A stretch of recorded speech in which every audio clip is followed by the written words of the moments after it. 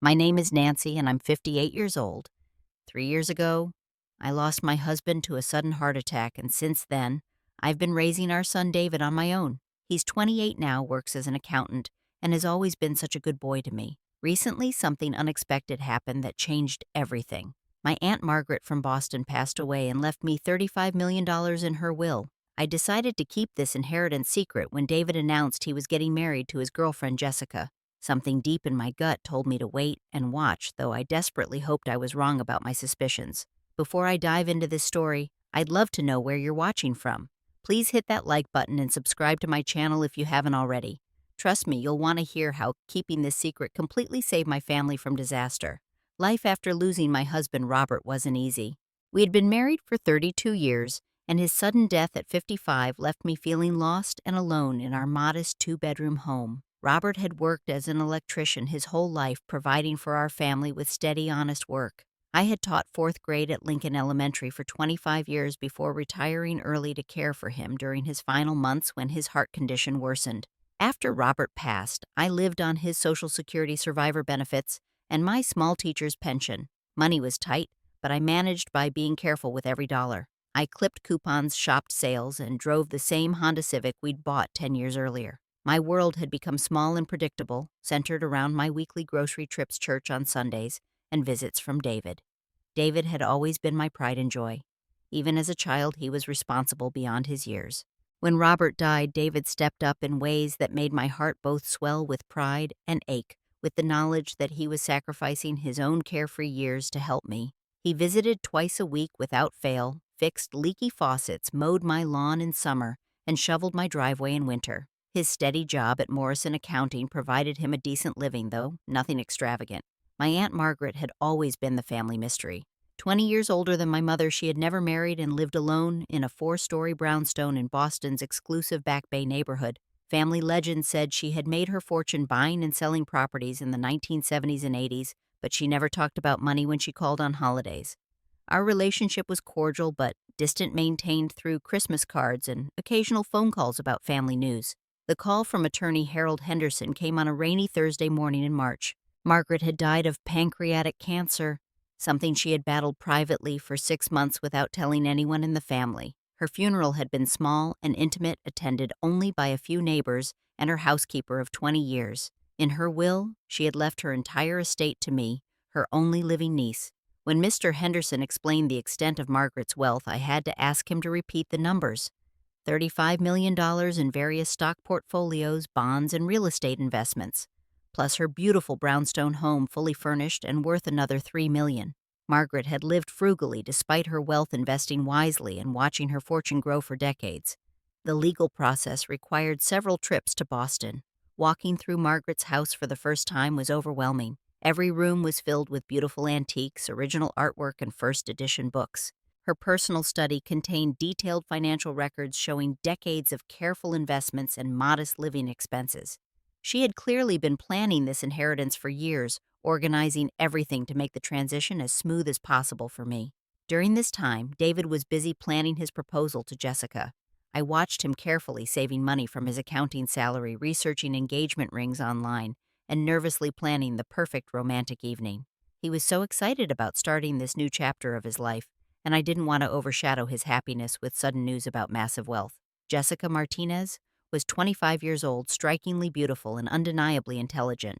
She worked as a marketing coordinator for Hamilton Industries, a mid-size manufacturing company downtown, and had an impressive educational background from State University. When David first brought her home for Sunday dinner 8 months earlier, she had charmed me with her wit and apparent devotion to my son. However, as I spent more time with Jessica over the following months, I began noticing behaviors that made me increasingly uncomfortable. She had a subtle but persistent way of steering conversations toward financial topics. During our third meeting, she casually asked about my monthly expenses, whether I had health insurance through the school district, and what my long-term care plans were as I aged. Jessica's questions felt different from normal concern about a future mother-in-law's well-being. There was a calculating quality to them, as if she was gathering data rather than expressing genuine care. She also made frequent comments about the importance of financial planning and seemed particularly interested in whether I had savings or investments beyond my modest pension. Her lifestyle also raised questions in my mind. Despite claiming to have student loans and living expenses that stretched her marketing salary, Jessica drove a brand new BMW, carried expensive designer handbags, and wore clothing that looked like it came from upscale boutiques. When I mentioned this observation to David, he explained that she was good with money and knew how to find deals. After their engagement in April, Jessica's financial curiosity became more direct and frequent. She suggested that I should consider selling my house and moving into a senior living community where I could make friends and have less responsibility. When I explained that I love my home and wanted to stay there, she seemed frustrated and mentioned that the equity in my house was just sitting there not making any money. One evening in May, while David was outside grilling burgers, Jessica approached me with what she called a family conversation. She said David was worried about my financial security and had asked her to talk to me about being more open about my situation. "Nancy, we're family now," she said with practiced sincerity. "If there's anything you're not telling us about your finances, we really want to help you make the best decisions." The way she phrased this request, combined with the expectant look in her eyes, made my stomach turn. It felt less like concern and more like an interrogation. That night, I lay awake thinking about Margaret's inheritance and my original plan to tell David about it after the engagement. Something was telling me to wait, to observe how Jessica acted when she believed our family had limited resources. I convinced myself I was being overly suspicious that Jessica's interest in our finances was natural for someone planning to marry into the family. But that little voice in my head, the same instinct that had helped me navigate difficult students and parents during my teaching career, kept whispering that something wasn't right about Jessica's motivations. The wedding took place on a perfect September Saturday at Riverside Manor, an elegant resort nestled beside a lake about 60 miles from the city. Jessica had insisted on this venue despite the substantial cost, claiming that a wedding was a once-in-a-lifetime investment in family memories. The price tag was well beyond what David could afford on his accounting salary, even with months of overtime work and careful saving. When Jessica showed me the venue contracts and vendor estimates totaling nearly $40,000, I watched David's face go pale. He had budgeted for a $15,000 celebration at most. Without hesitation, I offered to contribute $15,000 toward the wedding expenses, telling them it came from my teacher's retirement savings. In reality, this amount represented less than one day's interest on Margaret's investment portfolio. During the wedding planning process, I overheard several conversations that deeply troubled me. Jessica's mother, Patricia, had flown in from Phoenix and proved to be just as materialistically focused as her daughter. While I was arranging flowers in the bridal suite, I heard them discussing what Patricia called their long-term family strategy. "Older people like Nancy often have more money hidden away than they admit," Patricia advised her daughter. "My mother was the same way, always claiming to be broke while sitting on a nest egg. You need to keep pushing until you find out what she's really worth." Jessica agreed, saying she was working on it and had several approaches planned for after the honeymoon. At the reception, Jessica had several glasses of champagne and became increasingly loose with her words. During the bouquet toss, she pulled me aside and said, "Nancy, I know you love David, and I want you to know that I'm going to take really good care of him financially. Once I figure out how to unlock your hidden resources, our whole family is going to be much better off." The casual way she spoke about unlocking my resources sent chills down my spine. Later that evening, while I was helping clean up the reception area, I overheard Jessica talking to her college roommate Sarah near the bar. "I'm pretty sure Nancy has a substantial inheritance or life insurance policy she's hiding," Jessica said confidently. "David's father died 3 years ago, and there's no way a teacher's pension covers all her expenses plus contributions to our wedding. I've already started researching how to get access to those kinds of records." The most disturbing moment came during the traditional mother-son dance. David had asked me to dance since his father couldn't be there, and as we swayed to the music, I saw Jessica watching us with an expression I'd never seen before. It wasn't happiness or sentimentality, it was calculation, as if she was studying us for weaknesses she could exploit. After their honeymoon in Tuscany, which Jessica had booked without consulting David about the cost, they moved into a rental house just 12 minutes from my home. Jessica claimed she wanted to be close to family and looked forward to helping me with household tasks as I got older. However, I suspected her real motivation was keeping a closer eye on my daily activities and financial habits. Within 2 weeks of moving in, Jessica began making unannounced visits to my home. She would arrive with some pretext about needing to borrow kitchen items or wanting to help with yard work, but I noticed she spent most of these visits studying my living space with intense curiosity. She examined family photographs for expensive frames, commented on my furniture, and asked about its history, and seemed particularly interested in an antique china cabinet that had belonged to my grandmother. By November, Jessica's financial requests had evolved from subtle suggestions to direct demands. She approached me with what she described as a family investment opportunity, explaining that she wanted to start a marketing consulting business with her former college roommate and needed $25,000 in startup capital. "Nancy, this is a chance for all of us to build real wealth together," she explained during a tense conversation in my kitchen. "David's accounting salary is fine for now, but it's never going to give us the kind of life we want. If you invest in my business, we can all benefit from the profits. It's a win-win situation for the whole family." When I explained that I didn't have that kind of money available in my modest savings account, Jessica's frustration became visible for the first time. Her carefully maintained sweet demeanor cracked slightly, and I saw a flash of anger in her eyes. "Nancy, I think you're not being completely honest with us about your financial situation," she said firmly. "No one lives as comfortably as you do on just a teacher's pension. You must have life insurance money or inherited savings that you're not telling us about." Jessica also began pushing for expensive purchases that she claimed were family necessities.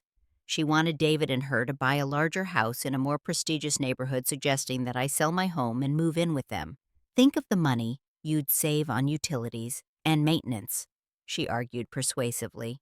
"Plus, we could pool our resources and live much better as an extended family unit." When I resisted these suggestions, Jessica's tactics became more aggressive. She started involving David in conversations about my stubbornness and secrecy, slowly poisoning his mind against me. David began asking me uncomfortable questions that were clearly scripted by Jessica. "Mom, why won't you at least consider Jessica's business proposal? Don't you want to help us build a better future?" The pressure campaign intensified when Jessica suggested I should sign documents giving David power of attorney over my finances. "It's just a precaution," she explained sweetly. "If something happens to you, David needs to be able to take care of your bills and medical expenses. It's what responsible families do." The way she emphasized responsible made it clear she considered my resistance irresponsible and selfish. Things took a sinister turn when I noticed the same dark sedan parked across from my house on multiple occasions over 2 weeks. The driver, a middle-aged man in a baseball cap, appeared to be watching my home and taking notes. When I mentioned this to my neighbor Helen, she told me he had approached her asking questions about my daily routine visitors and whether I seemed to have financial difficulties. I confronted Jessica about the surveillance during one of her surprise visits. "Jessica, there's been a man watching my house and asking my neighbors questions about me. Do you know anything about this?" Her denial was quick but unconvincing. "Nancy, I think you might be imagining things. Maybe you should talk to your doctor about anxiety medication." The breaking point came during Thanksgiving dinner at my house. Jessica had been drinking wine throughout the afternoon and gradually became more bold and confrontational. After David excused himself to watch football in the living room, Jessica cornered me in the kitchen while I was preparing dessert.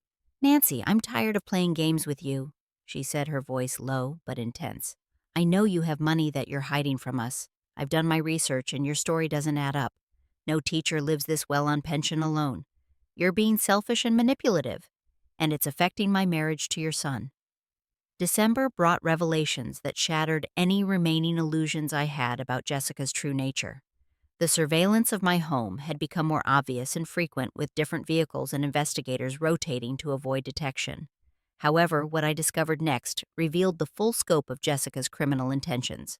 While visiting their house for dinner one Friday evening, I excused myself to use the bathroom and accidentally overheard Jessica speaking on the phone in their bedroom. The door was partially open and her voice carried clearly down the hallway. She was consulting with someone about legal strategies for what she called problematic elderly family members. "The key is establishing a clear pattern of secretive behavior and poor financial judgment," Jessica was saying in a cold, businesslike tone.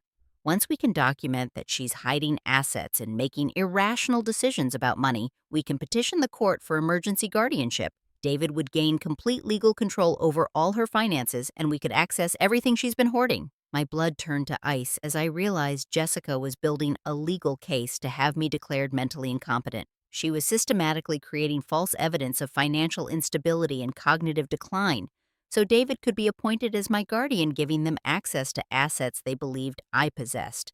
Later that week, while checking my mail, I found an envelope that had been misdelivered to my address. It was addressed to Jessica, but had my house number instead of theirs. Inside was a consultation appointment confirmation from Kellerman and Associates, a law firm specializing in elder law and guardianship proceedings. The letter referenced suspected hidden assets and evidence of financial secrecy as grounds for legal intervention. I realized that Jessica had been systematically building a false case against me for months. Her questions about my finances, her comments about my secretive behavior, and her suggestions about my need for assistance were all designed to create a paper trail supporting her eventual legal challenge to my mental competence. The most chilling discovery came when I hired my own private investigator to look into Jessica's background. Within 48 hours, he uncovered information that made my worst fears seem naive. Jessica's real name was Jessica Marie Torres, and she had a documented history of targeting older individuals with financial resources. She had been married twice before, both times to significantly older men with substantial assets.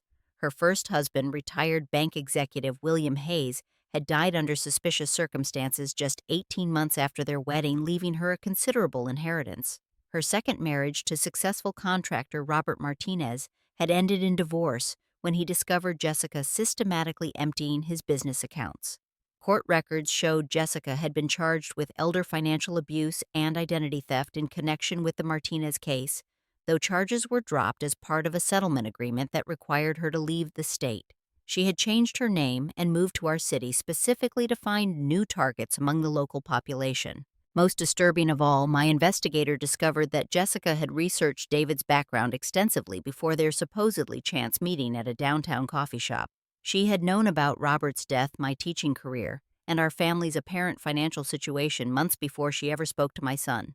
Their entire relationship had been built on her calculated plan to infiltrate our family. Armed with this devastating information, I realized that Jessica's threats weren't empty bluster. She was a professional predator with experience destroying families and stealing assets from vulnerable people. If I didn't act quickly and decisively, she would succeed in turning my own son against me while systematically looting whatever resources she believed I possessed. The next morning, I called attorney Harold Henderson and explained my situation in detail.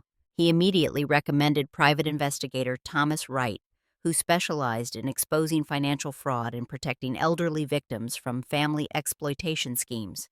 Within 72 hours, Thomas had compiled a comprehensive dossier documenting Jessica's criminal history and current activities. Thomas discovered that Jessica had used multiple identities over the past decade, always targeting widowed or divorced individuals with adult children who could potentially provide access to family assets. She maintained detailed files on her targets, complete with financial estimates and manipulation strategies tailored to each situation. Most shocking of all, Thomas found evidence that Jessica had been using prescription medication to gradually poison her first husband, William Hayes. Medical records obtained through a private investigation showed William had suffered from unexplained neurological symptoms for months before his death, symptoms consistent with slow arsenic poisoning. However, by the time suspicious family members requested an autopsy, Jessica had already cremated his body and collected his life insurance. Thomas also uncovered Jessica's current plans for our family. She had already consulted with multiple attorneys about guardianship proceedings and had compiled what she believed was evidence of my mental decline and financial irresponsibility. Her goal was to have David appointed as my guardian within the next 6 months, giving her access to assets she estimated were worth several $100,000. With this information, I developed a comprehensive plan to expose Jessica's true nature while protecting both David and myself from her schemes. I decided to stage a family meeting where I would reveal not only Jessica's criminal background, but also the truth about Margaret's inheritance. I wanted David to understand both the magnitude of Jessica's deception and the fact that I had been protecting genuine family wealth all along. I arranged the confrontation for a Friday evening at Chez Laurent, an upscale French restaurant downtown. I chose this public location because I wanted witnesses present and hoped the formal setting would prevent Jessica from becoming physically threatening when her carefully constructed world collapsed around her. I invited David and Jessica to what I described as an important family discussion about estate planning and our financial future.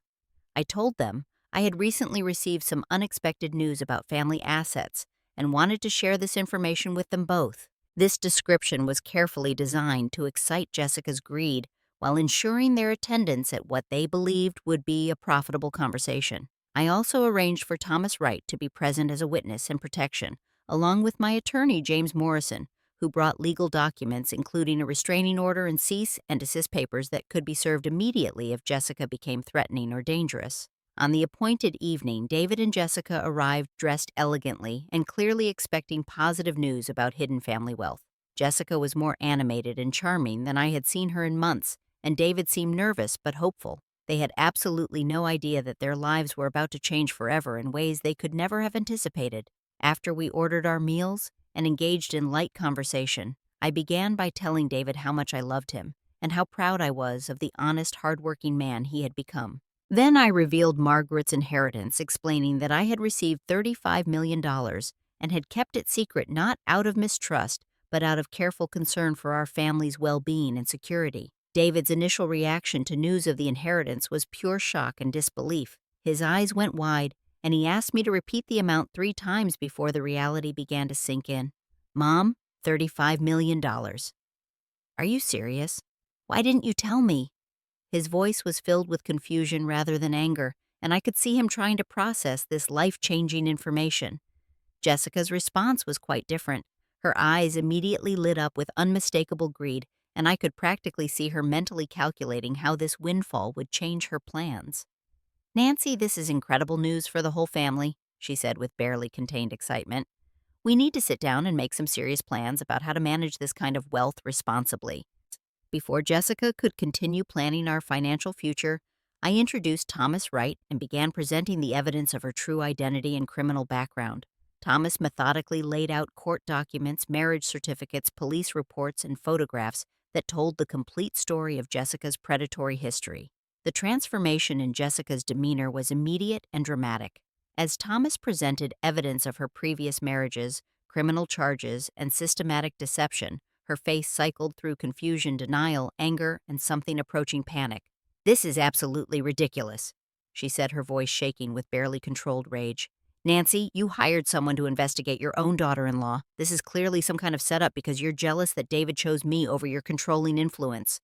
David sat in stunned silence, looking back and forth between the damning documents and the woman he thought he knew and loved.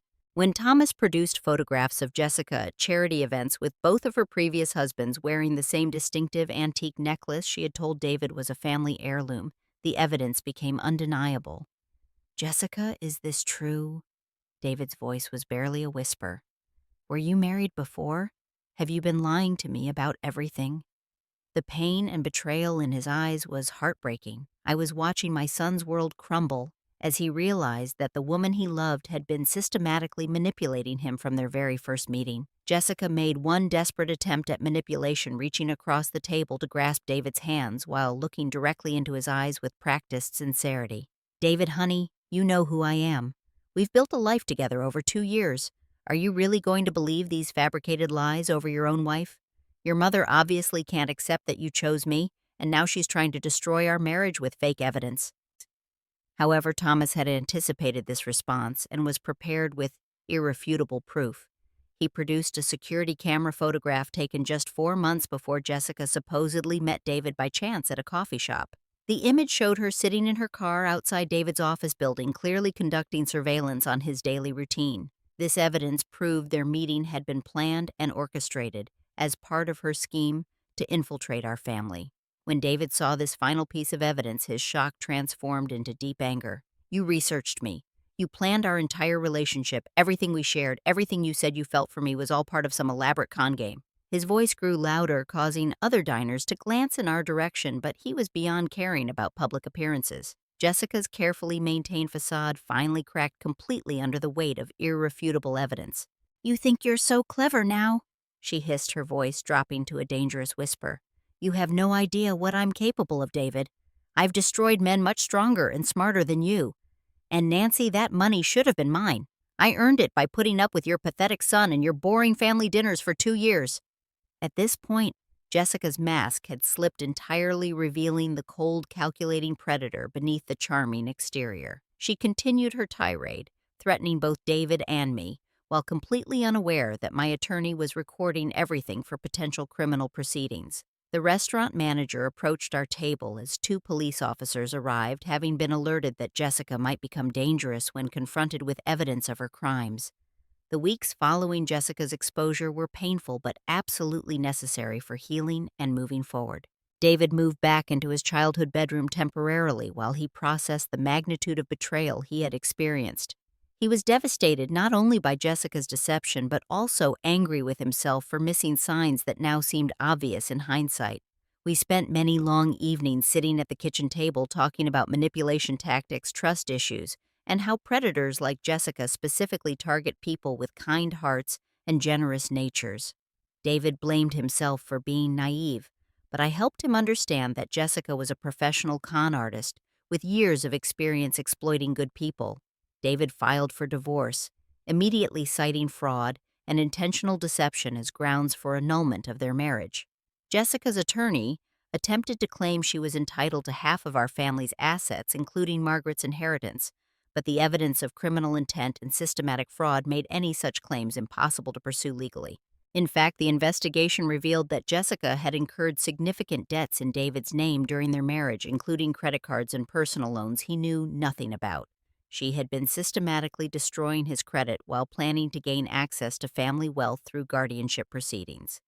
The legal process took several months, during which Jessica made several attempts to contact David and convince him to reconcile. She sent flowers, handwritten letters claiming the evidence against her was fabricated, and even showed up at his workplace twice before a restraining order was issued. Eventually, however, the divorce was finalized and David was completely free from her influence. Jessica left our city shortly after the divorce proceedings concluded, presumably to find new victims in another state where her background would be unknown. I often wondered whether her future targets would be as fortunate as we were to discover her true nature before more serious damage was done to their families and finances. With the inheritance no longer secret, David and I were able to make thoughtful, deliberate decisions about how to use Margaret's generous gift responsibly. We established the Robert Mitchell Memorial Scholarship Fund at our local community college, focusing specifically on helping older students who were returning to education after losing spouses or facing major life transitions. We also purchased a beautiful duplex property in a quiet neighborhood, renovating one side for me to live in and preparing the other side for David when he felt ready to live independently again. This arrangement allowed us to maintain our close relationship while respecting his need for privacy and autonomy as he rebuilt his life. David has been understandably cautious about dating since his divorce, naturally wary of trusting his judgment about people's intentions and motivations.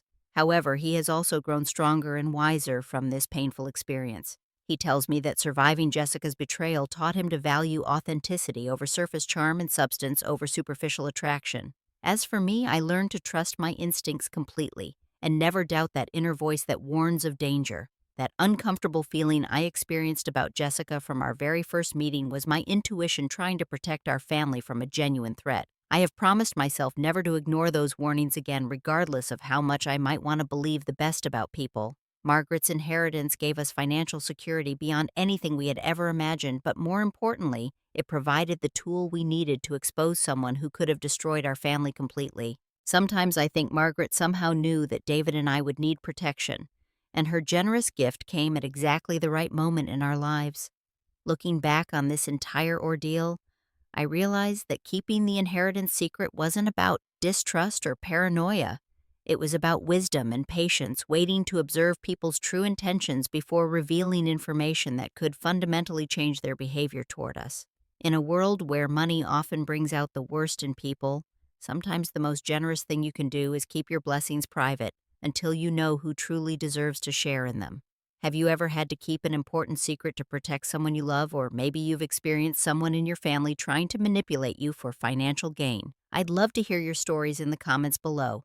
Please hit that like button if this story resonated with you, and don't forget to subscribe for more real-life experiences and lessons learned. Share this video with anyone who might benefit from hearing about the importance of trusting your instincts when something doesn't feel right about a new relationship. Thank you so much for listening to my story today, And remember that sometimes the best way to show love for your family is through wisdom and careful protection of those who matter most. Take care of yourselves and your loved ones, and I'll see you in the next video.